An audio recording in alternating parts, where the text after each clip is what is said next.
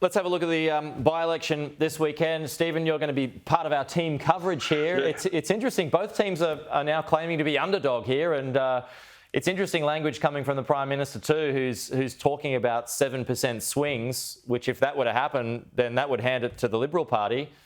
I mean, is he kind of setting himself up for a loss there, or is he playing some word games?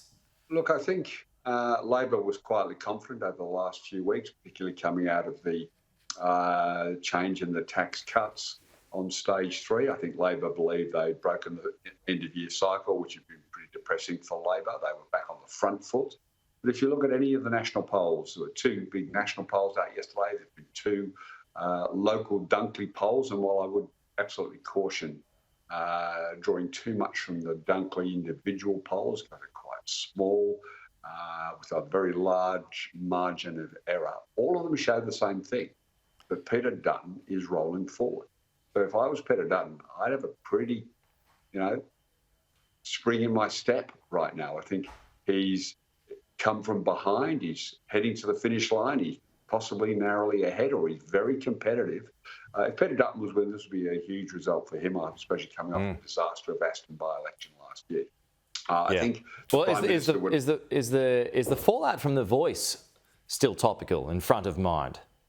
No, look, I think what all of the pundits who've been down there and interviewed people coming out of the polling booth and Vox Pop people along the streets, cost of living is absolutely front of mind. Yeah, I think the tax cut change helped cauterise what was a bad outcome for the government in terms of voice. 56% of people in Dunkley voted against the Voice. And that was a very strong message from the people of Dunkley. So I think there's tax cuts, voice mixing in together. I think there's refugees have come to the fore with a couple of boats arriving. Yeah.